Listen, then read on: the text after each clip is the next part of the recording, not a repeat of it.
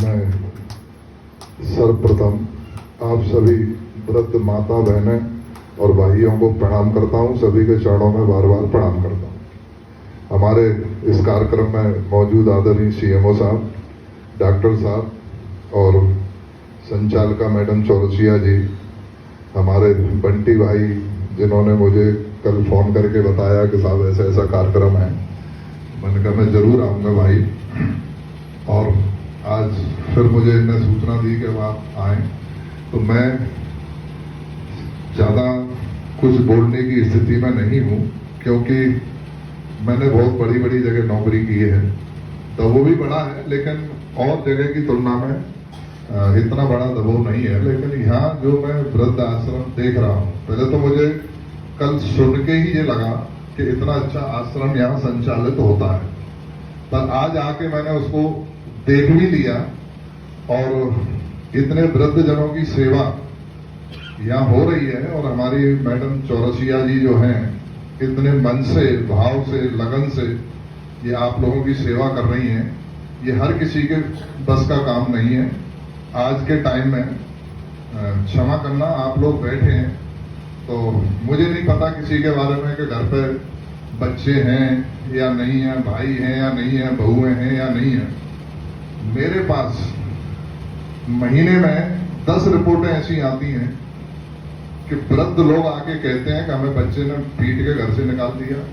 कभी माँ आती है, कभी पिता आते हैं, कभी माता पिता दोनों आते हैं। तो एक माता पिता के 2 पुत्र हैं, 4 पुत्र हैं, 6 पुत्र हैं, वो 4 और 6 मिलके अपने माता पिता की सेवा नहीं कर पाते हैं, टाइम पे उनको नहीं खिला पाते हैं, उनका इलाज नहीं करा पाते हैं। ये स्थिति मैंने हर जगह देखी है। और आज मैं यहाँ जो देख रहा हूँ, इनका कितना बड़ा योगदान है मैडम चौरसिया जी का, कि इतने माता पिता को ये पाल रही हैं, सेवा कर रही हैं, सबको जो बन रहा है उनकी सेवा में सुबह से लेकर शाम तक की पूरी दिनचर्या उन्हें बताई है। ये निश्चित ही हर व्यक्ति के बस का काम नहीं है। ये मैडम आपका बहुत ही सराहनीय, साथ साथ धार्मिक कहें इसको, इसके लिए कोई शब्द है नहीं। जो आपका भाव है इनके प्रति और इनके चेहरे से ही ये महसूस हो रहा है कि आप इनकी सेवा निश्चित बहुत अच्छे से हो रही होगी, क्योंकि आदमी की हुलिया, आदमी का चेहरा बता देता है कि वो किस स्थिति में है। और इतनी अच्छी सफाई, इतनी अच्छी व्यवस्था, बिल्कुल हरा भरा आपने जो है अपना कैंपस बना रखा है, ये देखने को नहीं मिलता है कहीं। और मैं तो, बड़ी बात नहीं है ये, मैंने इस तरह की अच्छी व्यवस्था एक छोटी सी जगह पर पहली देखी है। मुझे ये उम्मीद नहीं थी जब मुझे बंटी भाई ने फोन किया था कि साहब ऐसा ऐसा आश्रम है और आपको वहां आना है, तो मुझे सुन के बहुत अच्छा लगा कि दबे जैसी जगह में और एक वृद्ध आश्रम चल रहा है, ये अपने आप में बहुत बड़ी बात है। और जब मैं आके यहाँ देख रहा हूँ तो निश्चित मेरा मन प्रसन्न हो गया। और चूंकि समय अपने पास ऐसा है कि मेरे ख्याल से सबको जल्दी होगी, हमें तो है ही, हमारे सीएमओ साहब भी कहीं ना कहीं, चूंकि हमें पता नहीं कहाँ जाना है।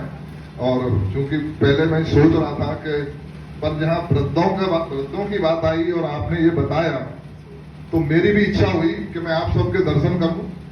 चूंकि आज बड़ा स्पष्ट बात है कि नर सेवा ही नारायण सेवा है, नर सेवा ही नारायण सेवा है।